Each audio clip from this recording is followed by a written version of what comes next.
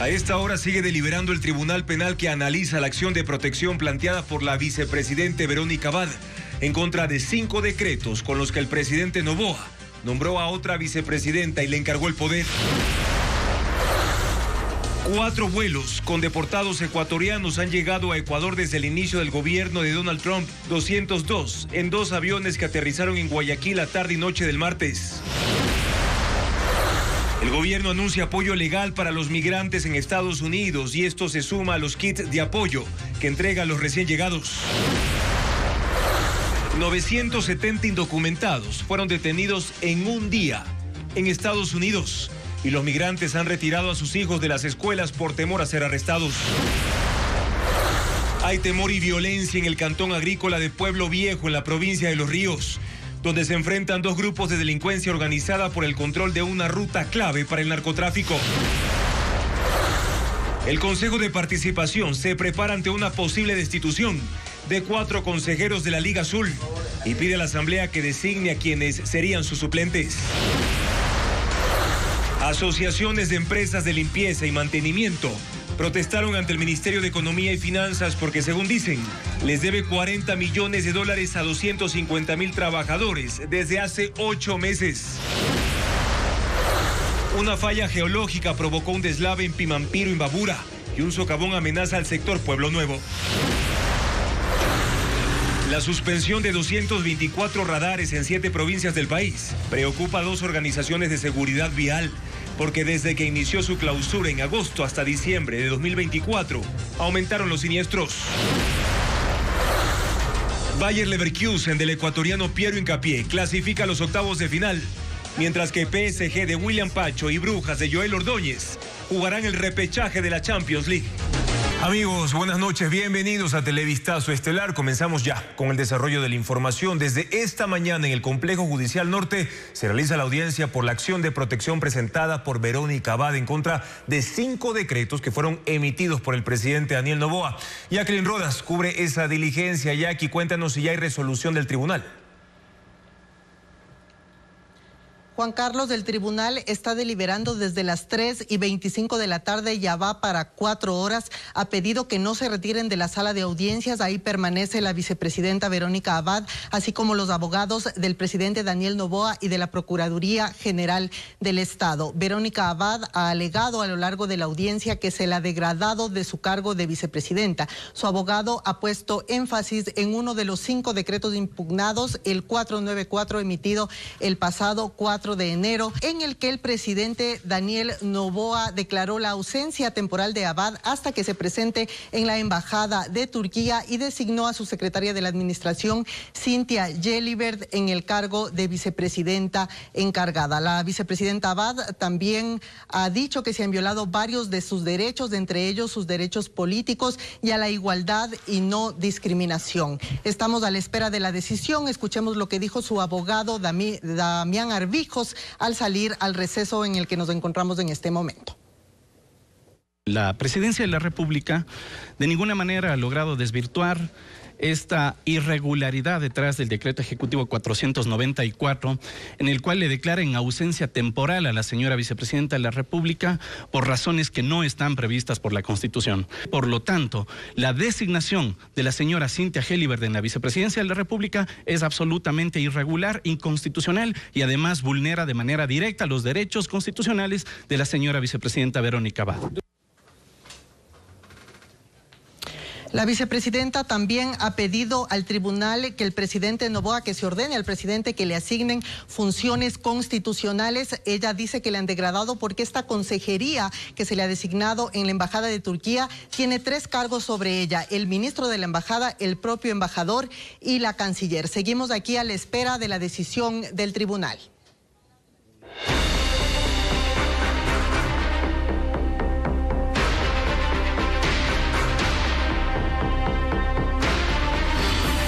Deportados. ¿Y ahora qué? 970 personas fueron detenidas en un solo día en operaciones antimigrantes en Estados Unidos. Pedro Jiménez con más información de cómo se desarrollan estos procedimientos. La oficina de la Agencia de Inmigración y Aduanas en Manhattan es el sitio de origen de una serie de operaciones combinadas anti-inmigrantes junto a otras instituciones de seguridad de Nueva York. Van tras individuos con récords criminales que incluyen casos de asesinato, robo o secuestro. La meta para esta semana es de 500 arrestos solo en esa ciudad. Las imágenes corresponden al operativo para la captura de Anderson Zambrano Pacheco, de 25 años, señalado como uno de los cabecillas de la banda Tren de Aragua. Era buscado por varios delitos en el estado de Colorado y ahora se escondía en el Bronx, en Nueva York. Fue sacado de un apartamento a las 5:30 de la mañana. Los agentes dijeron que en el sitio estaban también 3 niños con estatus migratorio desconocido, por lo que serán puestos al cuidado de una institución de asistencia social. Y aunque Nueva York es una ciudad santuario que protege a los inmigrantes, en estos casos han tenido apoyo de la policía local y del alcalde Eric Adams. Pero las deportaciones masivas de la era Trump se realizan también contra otros indocumentados, no necesariamente con historial delictivo. Personas o familias que están ilegalmente en Estados Unidos que dicen tener miedo, al punto que algunos han optado por retirar a sus hijos de las escuelas porque dicen que están en riesgo de ser arrestados cuando van o vuelven de clases, ahora que las redadas comenzaron en Nueva York. En otras ciudades santuario como Chicago, las autoridades federales no tendrán el mismo apoyo por parte de autoridades locales. El alcalde Brandon Johnson dice que ahí la ley está hecha para garantizar que las comunidades de inmigrantes estén seguras. Mientras que en Sacramento, California, los temores entre inmigrantes aumentaron desde la aparición de hojas volantes que llaman a denunciarlos. En su vecindario, en las escuelas, en el trabajo, en la iglesia o en restaurantes. No hay dónde esconderse, señala el impreso, cuyo origen es investigado por la policía. En Estados Unidos ayer hubo 970 detenciones, pero los promedios actuales de arrestos no satisfacen al gobierno, que aspira a deportar a 1 millón de personas este año. Eso es 4 veces más que las expulsiones logradas por Joe Biden en el último año de su administración. Y aumenta el temor de los migrantes ilegales en Estados Unidos con las masivas deportaciones, pero ¿puede el gobierno de Donald Trump apropiarse de los bienes adquiridos por los deportados en ese país? En el siguiente reportaje, Televistazo responde esa interrogante. La preocupación se mantiene latente entre los migrantes indocumentados en Estados Unidos con el incremento de deportaciones desde el regreso de Donald Trump a la Casa Blanca. Y con esto surge otra interrogante. ¿Se puede perder los bienes adquiridos mientras vivieron en ese país? La cuarta enmienda de la Constitución de Estados Unidos lo impide porque garantiza el derecho de propiedad aun cuando el dueño haya sido deportado. Por tanto, el gobierno no tiene la facultad para confiscar bienes. Dado que es imposible el envío de bienes inmuebles y movilizar otros como vehículos o enseres puede ser muy engorroso, los especialistas en temas migratorios recomiendan evitar el abandono de todo lo adquirido, otorgando un poder especial a una tercera persona que resida legalmente en el país. O ponerle el nombre del hijo si es el hijo ciudadano americano. Es importante comenzar a hacer este tipo de trámites. Es un proceso que toma hasta 2 días si lo hacen en Estados Unidos. Quienes ya se encuentran en Ecuador también pueden conceder dicho poder y validarlo en el Ministerio de Relaciones Exteriores y Movilidad Humana, pero el trámite en dicho caso puede tardar hasta 8 días. Ahora mismo puede escribir lo que ellos desean, cuáles son los deseos que ellos necesitan que pase con su casa, con su carro. La ley en Estados Unidos considera a estos bienes como legales. El Consejo de Participación Ciudadana no tiene alternos suficientes para integrar su pleno en caso de que los miembros de la Liga Azul sean destituidos. Por eso pidió a la Asamblea Nacional posesionar a los suplentes que faltan. Francisco Garcés explica esa decisión. El Pleno del Consejo de Participación pidió a la Asamblea que posesione a los consejeros alternos. Esto porque los 4 miembros de la Liga Azul corren el riesgo de ser destituidos por la Corte Constitucional o por el Tribunal Contencioso Electoral, que tienen abiertos procesos que pueden concluir con esa sanción. La moción fue presentada por Gonzalo Albán, quien actuó en la sesión de este miércoles en reemplazo de Augusto Verduga, uno de los consejeros de la Liga Azul que enfrentan la posible destitución. Su pedido fue aprobado por los 7 integrantes del organismo. Que hasta el momento se desconoce quiénes son, porque no han sido posesionados por la Asamblea Nacional debidamente a la resolución del Consejo Nacional Electoral, para que si el día de mañana, alguno de los consejeros presentes tuviera que ausentarse, habría un suplente que cumpla ese rol. o de llegar, pues en su momento, algún consejero a ser destituido o algo por el estilo, pues pase un suplente a ocupar ese espacio. El pleno del Consejo está integrado también por 7 suplentes, pero solo 3 están posesionados en la Asamblea. Una semana duró la mayoría en el pleno del Consejo, integrada por la llamada Liga Azul afín a la Revolución Ciudadana. Ellos incumplieron un fallo de la Corte Constitucional al pretender restituir a Raúl González como superintendente de bancos. Por eso, la Corte puede destituir a Yadira Saltos, Nicole Bonifaz, Augusto Verduga y Eduardo Franco Lor. El viernes Verduga tomó vacaciones y salió del país. Eso permitió la llegada de Gonzalo Albán y la conformación de una nueva mayoría ya no correísta, con el presidente del organismo Andrés Fantoni y las consejeras Yasmín Enríquez y Joana Verde Soto. Una jueza notificó por escrito la sentencia que determinó la vulneración de derechos de Jorge Ballesteros, quien encabezó la lista de mejores puntuados en el concurso de defensor público. La resolución dispone a la Fiscalía abrir una investigación contra vocales del Consejo de Participación, como le informa a continuación Fabiola Santana.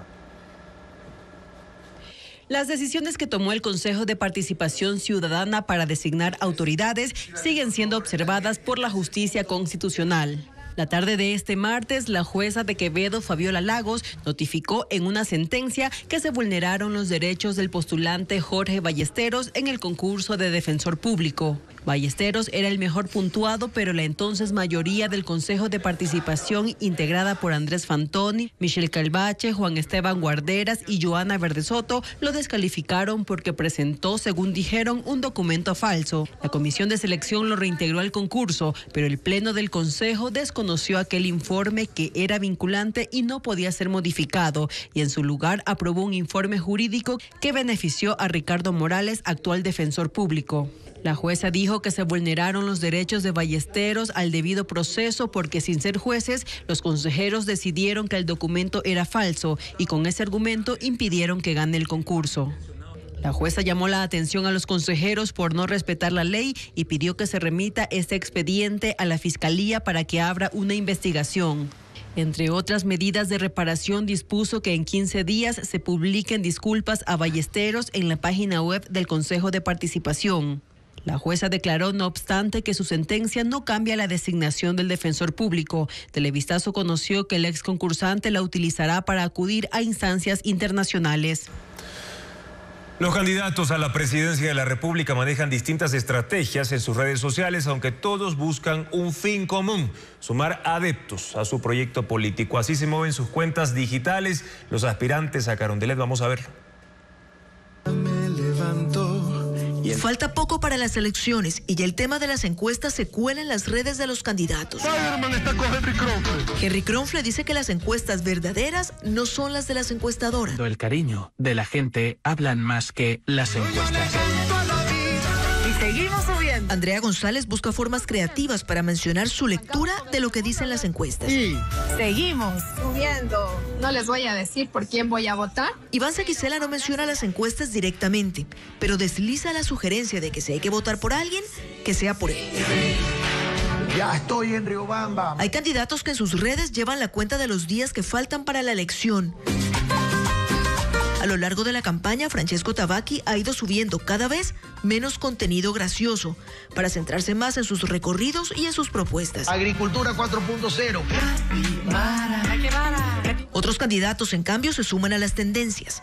Leonidas Issa, por ejemplo, se apropia de la fiebre capibara y no solo usa la canción característica, sino que lleva un capibara pequeño en el sombrero y hasta sube fotos de dibujos y de peluches del animalito con sombrero y poncho. Y lo que no falta es el registro de lo que pasó en cada uno de los recorridos de campaña. Vean este hornado. Lo que comieron. No resisto tanto cariño. O lo que encontraron en el camino. No me apapaches tanto corazoncito.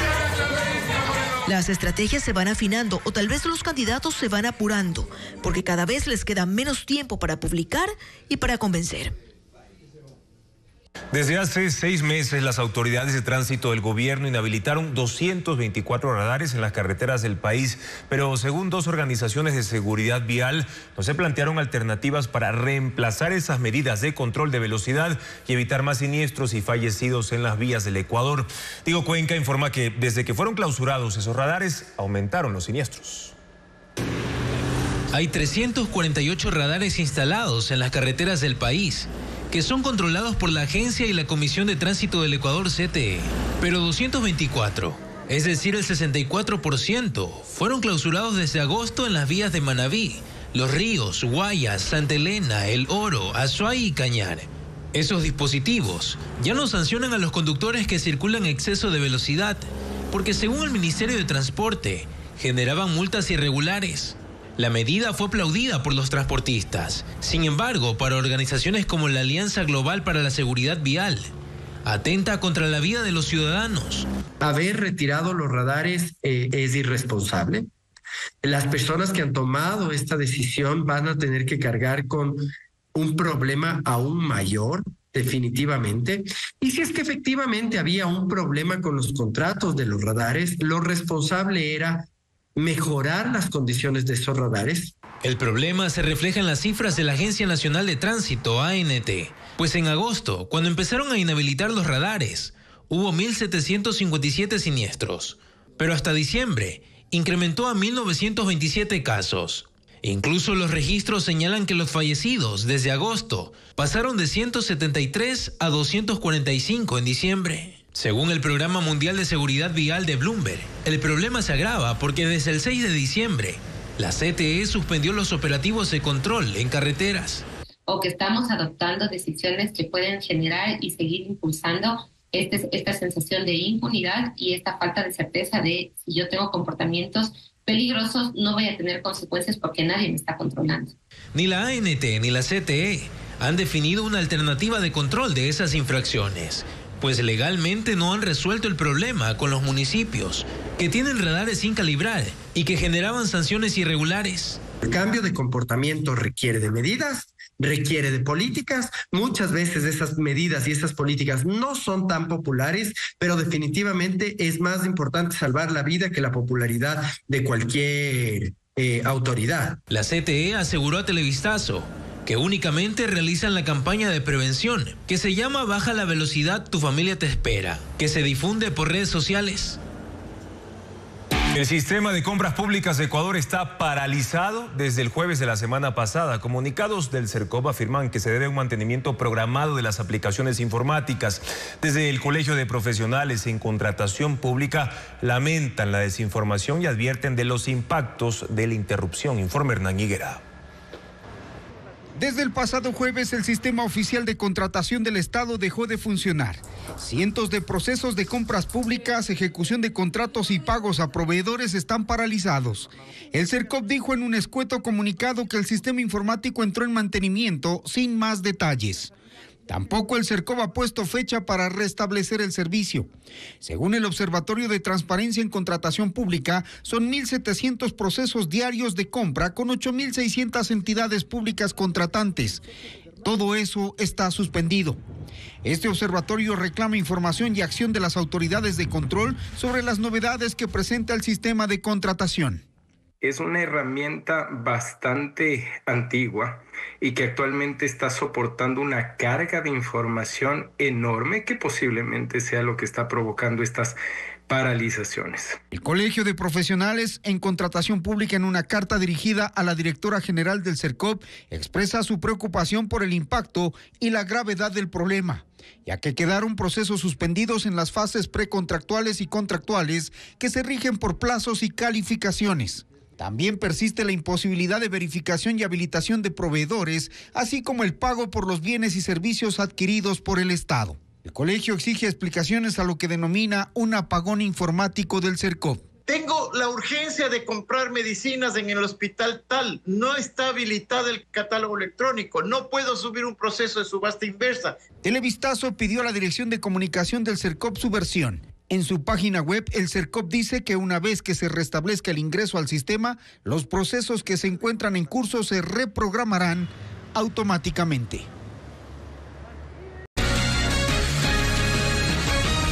La Asamblea Nacional suspendió la sesión de este miércoles en la que el oficialismo, la bancada de ADN, propuso que se declare Edmundo González como presidente legítimo de Venezuela. La presidenta encargada, Esther Cuesta, del correísmo, sufrió un problema de salud y al ser la única autoridad, la sesión no pudo llevarse a cabo. Patricio Díaz tiene los detalles. La Asamblea no trató el reconocimiento de Edmundo González como presidente legítimo de Venezuela. El oficialismo pidió que sea incluido en la sesión de este miércoles, pero en la mañana la convocatoria se canceló. Según se explicó en la Asamblea por motivos de salud de la presidenta encargada, Esther Cuesta. Ella es la única que preside la Asamblea debido a que el resto de autoridades están en campaña por la reelección. Su movimiento, la Revolución Ciudadana, ha evadido reconocer a González como presidente de Venezuela. Ayer el Consejo Metropolitano de Quito, de mayoría correísta, evitó nombrarlo huésped ilustre.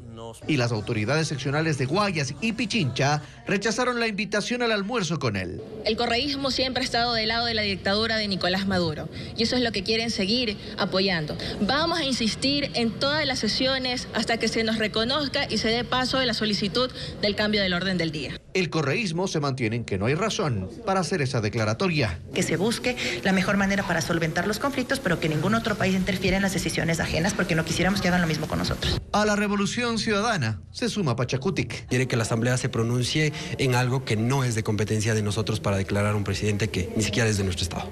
Sin embargo, el pedido de la bancada de ADN sí tiene respaldo de legisladores de Construye, Partido Social Cristiano y hasta los alternos independientes.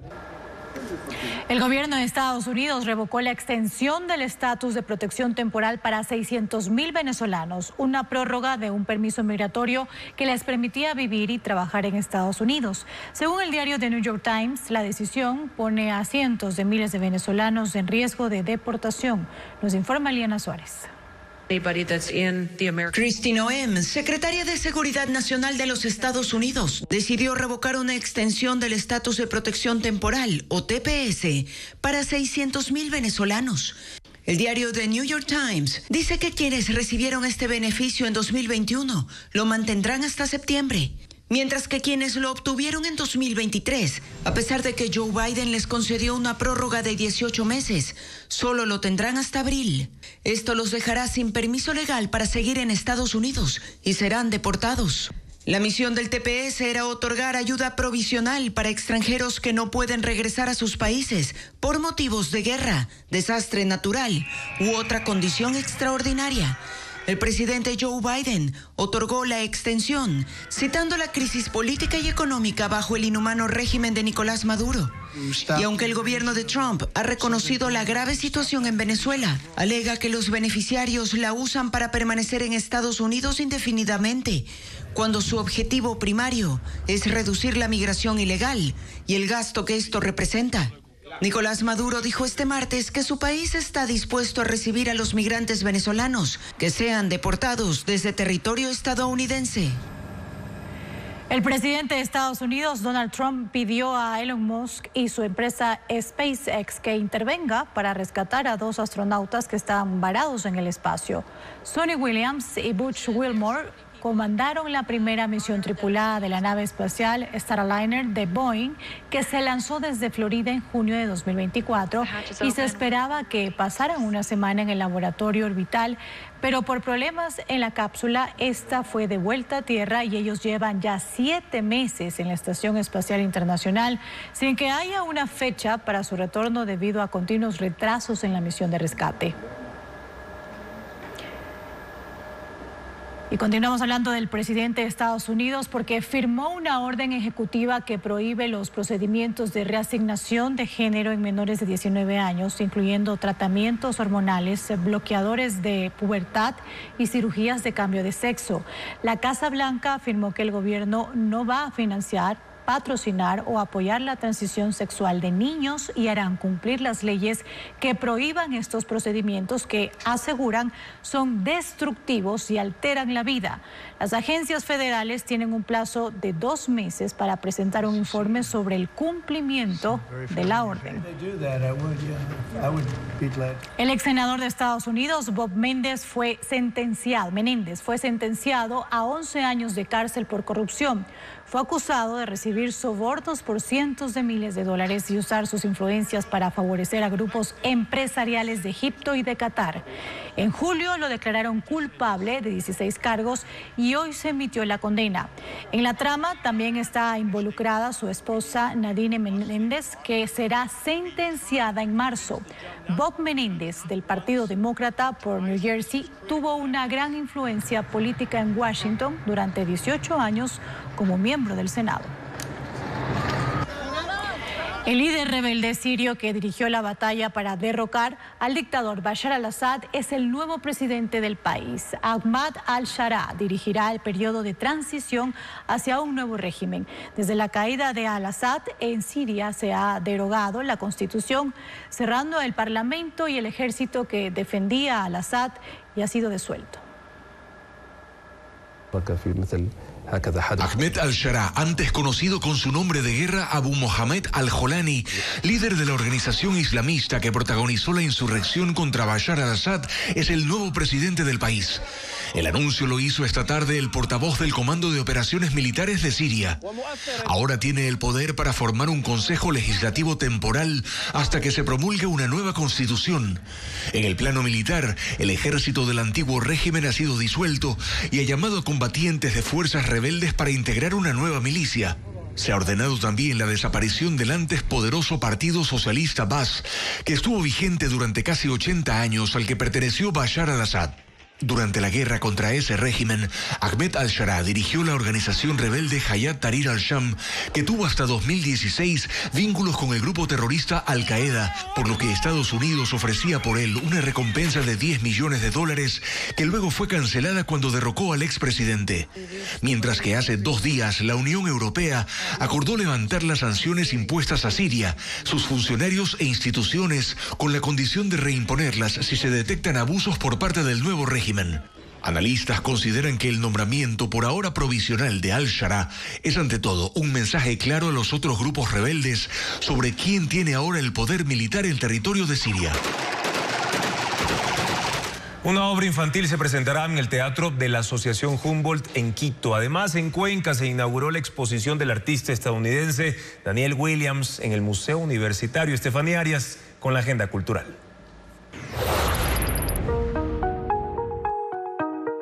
...42 obras que tratan de la cultura y costumbres afroamericana, utilizando materiales como tinta, rapidógrafos, marcadores, plumas y pintura acrílica.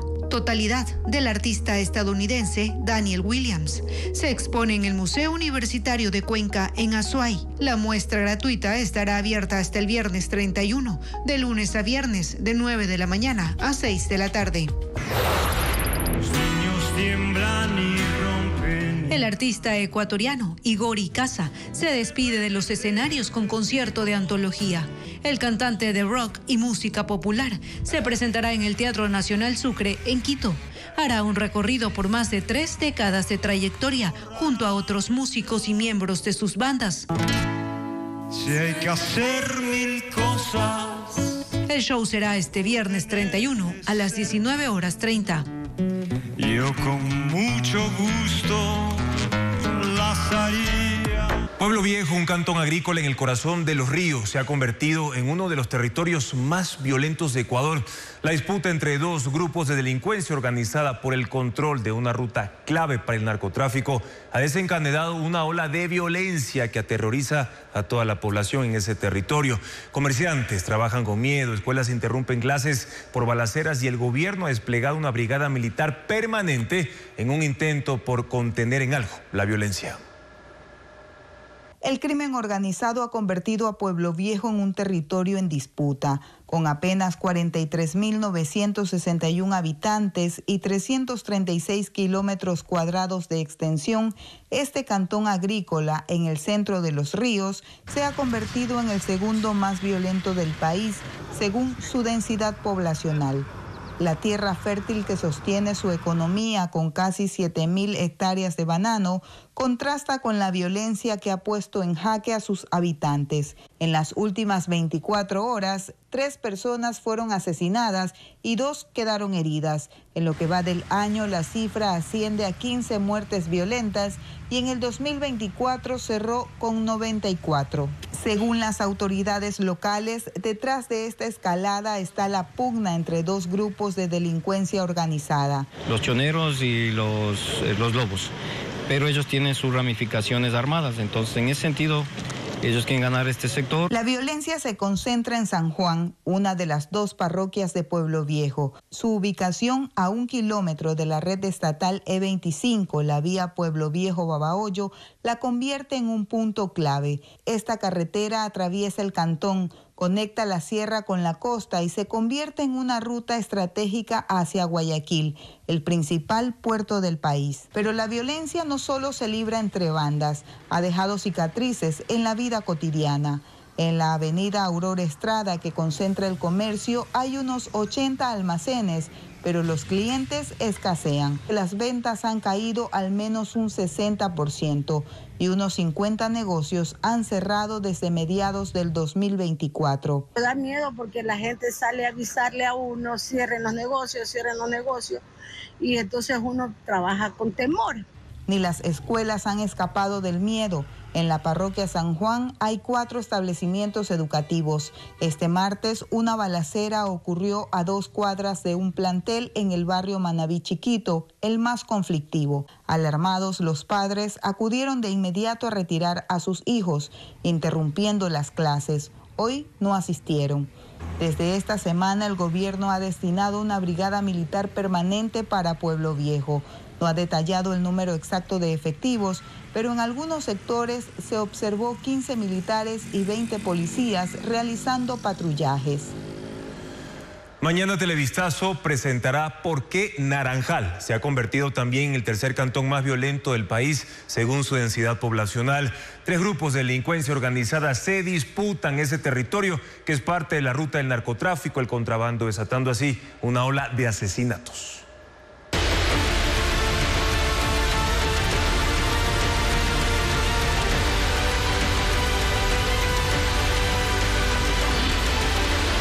Elecciones 2025. Los problemas urgentes del país que esperan al siguiente gobierno. Los candidatos presidenciales recorren mercados, pero también organizan ruedas de prensa para anunciar nuevas propuestas de gobierno en diferentes ciudades del Ecuador. Diego Cuenca describe las actividades proselitistas de las últimas horas. Henry Kronfle, candidato presidencial del Partido Social Cristiano, PSC, llegó a Cuenca en Azuay para visitar el mercado artesanal Rotary, en compañía de candidatos a asambleístas de esa provincia. Kronfle recorrió cada puesto de los comerciantes minoristas, a quienes les ofreció seguridad para sostener sus negocios. También destacó su propuesta de hacer una consulta popular para sancionar a jueces y fiscales que liberen a delincuentes.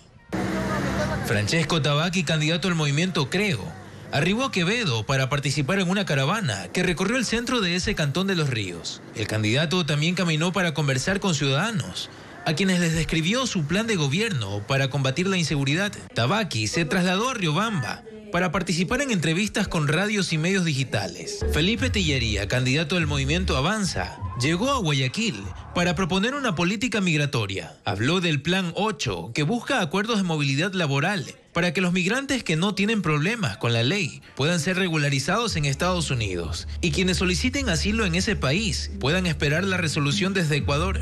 El candidato luego atendió entrevistas en medios de comunicación.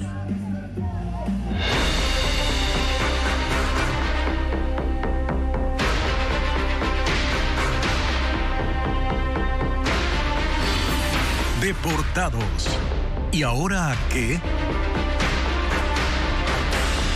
Desde los Estados Unidos arribaron hasta Guayaquil 202 migrantes ecuatorianos que fueron deportados de ese país. Como parte del protocolo que aplica el Servicio de Inmigración y Control de Aduanas, llegaron esposados durante el trayecto. El gobierno aplicó un protocolo de asistencia con varias instituciones, lo informa Bessie Granja. 202 migrantes ecuatorianos fueron deportados desde Estados Unidos este martes. Ellos llegaron en 2 vuelos que arribaron al aeropuerto José Joaquín de Olmedo de Guayaquil.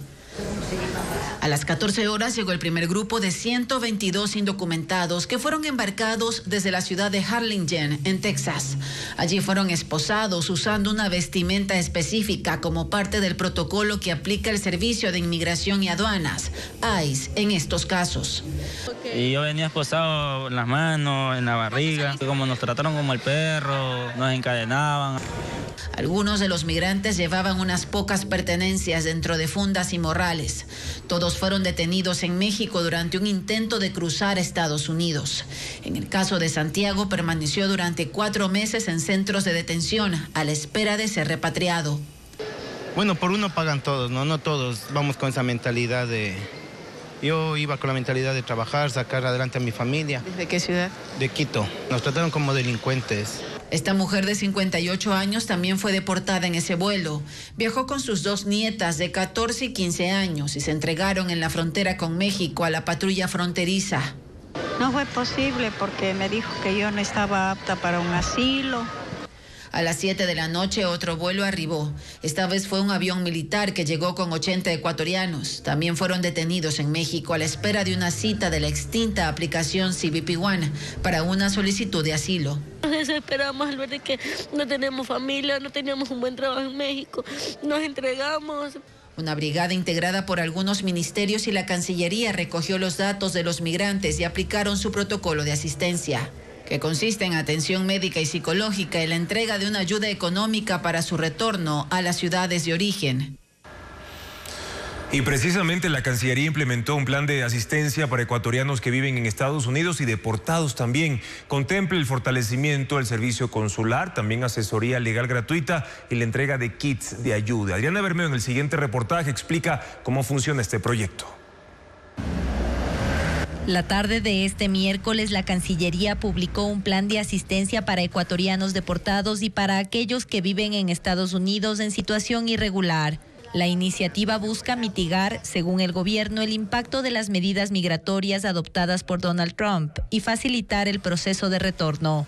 Para quienes están en Estados Unidos, el plan incluye asesoría legal gratuita en las 12 oficinas consulares, jornadas extendidas de atención en esas oficinas, ampliación de los horarios de servicio de líneas de emergencia. Se dará asistencia ininterrumpidamente de lunes a domingo en WhatsApp, redes sociales y el chatbot de la página web de Cancillería.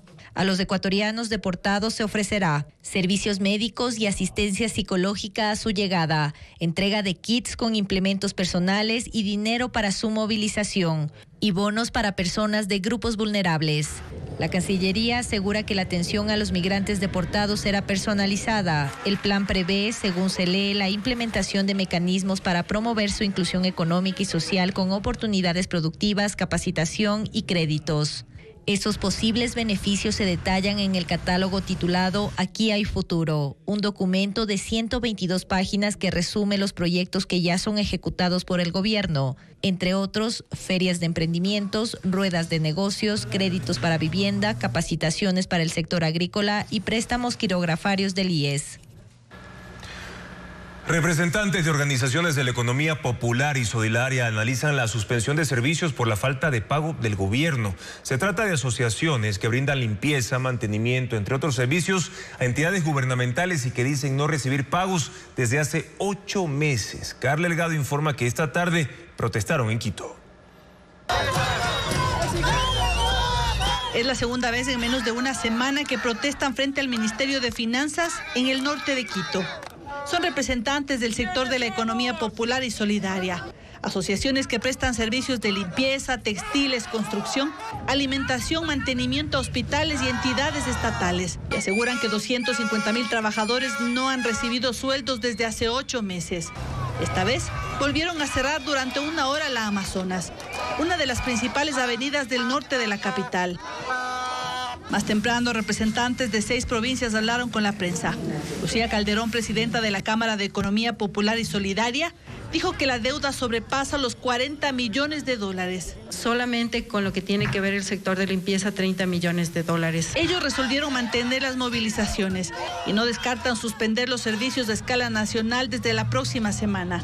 ¿Qué puede suceder con los productos y servicios que nosotros estamos dando? El analizar la suspensión de productos y servicios también, qué implicaciones tendría y en qué medida afectaría al Estado, que no queremos afectarlo, pero obviamente ya nosotros estamos quebrados totalmente. El Ministerio de Finanzas no se ha pronunciado sobre este tema.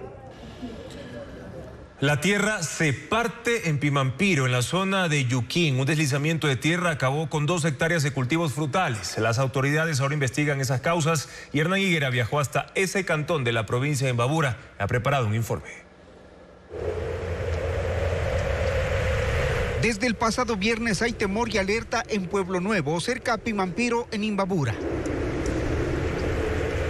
Este es el momento en que un pedazo de montaña en el sector conocido como Yuquín se vino abajo. Los vecinos con celular en mano registraban las actividades agrícolas en la zona y lograron captar el momento del deslizamiento. Unas 200 plantas de aguacate y 100 de mandarina terminaron en el barranco. Lelio Chicaiza era el propietario de las 2 hectáreas de cultivo perdidas. Él dice que hace 2 meses apareció una grieta en su terreno, que dio aviso a las autoridades locales porque se advertía una fuga del sistema de agua potable, pero no fue escuchado. Sabemos que los agricultores, los del campo, somos siempre un poquito más olvidados, que no nos prestan atención. Este agricultor y su familia, a más de perder el terreno heredado hace 40 años, ha quedado endeudado en $10,000 prestados a una entidad financiera. Además, su vivienda está en una zona de riesgo y los bomberos le han pedido evacuar.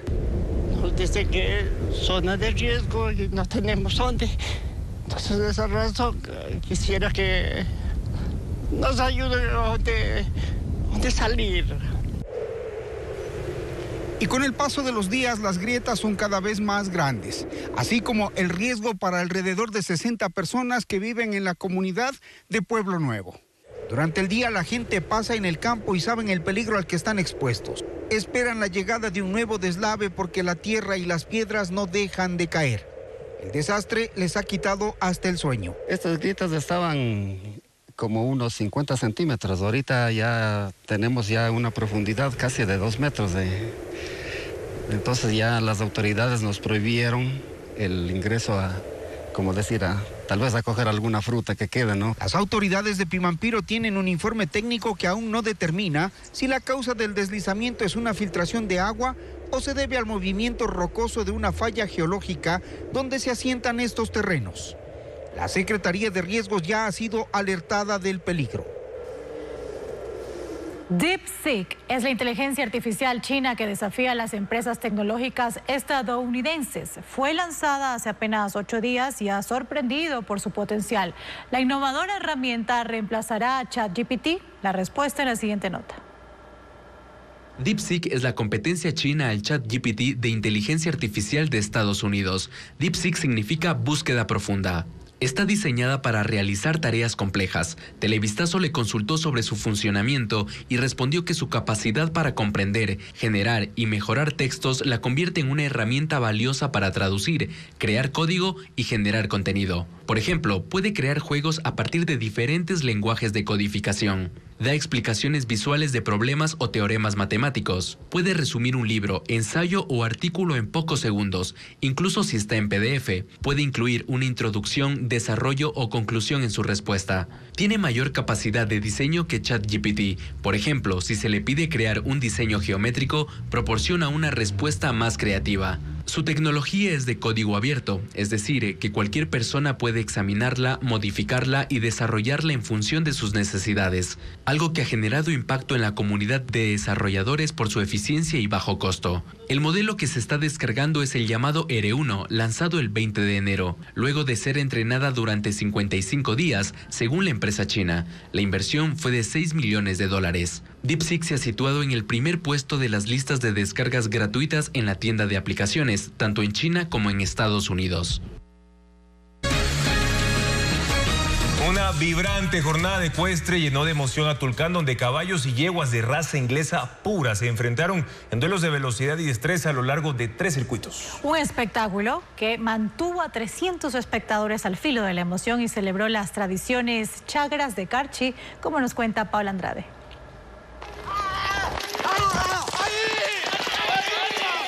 En las praderas de Julio Andrade en Tulcán, el silencio se dio al retumbar de los galopes y al crujir de la tierra. 12 caballos y yeguas de raza inglesa pura se enfrentaron en duelos que mezclaron velocidad, precisión y destreza. Fueron 3 circuitos de 400, 500 y 600 metros, donde los competidores alcanzaron velocidades de hasta 100 kilómetros por hora. Antes de iniciar, los jockeys ajustaron las correas de las sillas de montar y retiraron las vendas protectoras de las patas de sus corceles. Se equiparon con cascos, pecheras y la imprescindible fusta para controlarlos, conscientes de que en la pista debían lograr una sinergia perfecta. Cuando arrancaron, cada galope intensificó la emoción. Uno de los más rápidos fue Zaino, el corcel de Alexander Kelal, quien se enfrentó a la yegua doctora de Darwin Rojas. En apenas 20 segundos, Zaino se llevó la victoria en el trayecto de 400 metros. Junior Rojas triunfó en los 500 metros, cruzando la meta en 24 segundos. Su yegua superó por apenas 1 segundo a la de William Chila. La protagonista del circuito de 600 metros fue la yegua de Darwin Rojas, que completó el recorrido en tan solo 27 segundos, dejando una marca de destreza y velocidad. Yo vivo a los 5 metros de los caballos, duermo con ellos, vivo con ellos. Es una dedicación 100%. Unos 300 espectadores disfrutaron de este evento ecuestre que busca mantener vivas las tradiciones de Carchi. Y el artista colombiano Fonseca regresa a Ecuador para brindar un concierto este sábado en Quito. Además, la actriz Demi Moore se reunió con sus ex compañeras de la película Los Ángeles de Charlie, Cameron Díaz, Drew Barrymore y Lucy Liu, para celebrar su primera nominación a los premios Oscar por el filme La Sustancia. Fonseca regresa al Ecuador para un concierto. Será el sábado 1 de febrero en Quito, en el Coliseo Rumiñahui, como parte de su gira Tropicalia Tour. Cantará los temas de su último disco, entre ellos Con Dinero y Sin Dinero con el grupo Nietzsche, Pedacito de Playa, Si Tú Me Quieres, junto a Juan Luis Guerra, canciones a ritmo de cumbia, vallenato y pop. Cuando tú me besas, no. Demi Moore se reunió con sus ex compañeras de la película Los Ángeles de Charlie, Cameron Díaz, Drew Barrymore y Lucy Liu, para celebrar su nominación a los premios Oscar. En una entrevista para Vanity Fair, habló sobre su actuación en el filme La Sustancia. Dijeron que están orgullosas de ella, que su personaje muestra el impacto psicológico de las presiones sociales sobre la belleza y el envejecimiento. La española Aitana envía indirectas a su expareja Sebastián Yatra en su nueva canción Segundo Intento, en el que habla de que dar nuevas oportunidades en el amor no es muy aconsejable. Está nominada en los premios Lo Nuestro, que serán el 20 de febrero en Miami. La comunidad china de Guayaquil recibió el Año Nuevo con un festival en el centro de la ciudad. Con desfile, trajes típicos y danza celebraron esta fecha, que en 2025 la representa la serpiente de madera. Estefanía Arias con más de esta tradicional fiesta. La danza del león, tai chi y artes marciales. Así celebró la comunidad china de Guayaquil el inicio del Año Nuevo, también conocido como la Fiesta de Primavera. El festival se dio en el centro de la urbe, recorriendo 4 calles: Sucre, Chimborazo, Colón y Pedro Carbo, zonas donde esta comunidad se ha asentado desde el año 1900 y donde sus costumbres se visualizan fácilmente. Para el cónsul de la República China, se trata de una fiesta que une a la familia. En este nuevo ciclo, la serpiente de madera es el animal representativo y, según su cultura, significa sabiduría y creatividad. Ahí el porqué con trajes tradicionales de color rojo y amarillo, más otros adornos vistosos, danzaban frente a los negocios de propietarios chinos, una forma de llevarles un cambio de energía. Así, Ecuador fue parte de los países que celebraron el Año Nuevo chino en el mundo. Así Así es, porque China celebró el inicio del Año Nuevo Lunar con un impresionante evento televisivo que fusionó danzas tradicionales con espectáculos futuristas. Se trató de la gala del Festival de Primavera, el programa con el récord mundial de espectadores. Estamos hablando más de 1.000 millones de personas. Merly González nos presenta las imágenes a continuación. La gala del Festival de Primavera es el evento televisivo por el Año Nuevo Lunar y es el espectáculo más esperado en China. Centenares de artistas participaron en el show que duró 4 horas, fusionando representaciones culturales ancestrales con un despliegue de tecnología.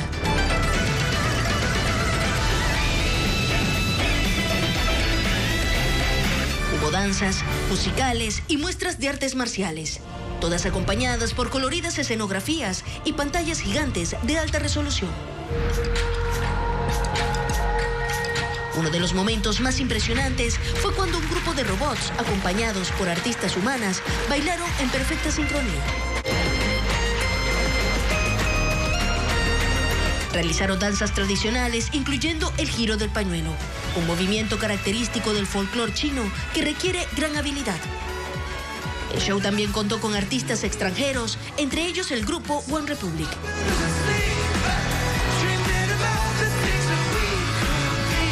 La gala es el evento televisivo más visto del planeta, con más de 1.000 millones de espectadores. Pero no fue la única celebración. La fiesta del Año Nuevo también llegó al espacio con el festejo de los astronautas chinos en la Estación Espacial Internacional. Estas celebraciones son consideradas Patrimonio Inmaterial de la Humanidad por la UNESCO.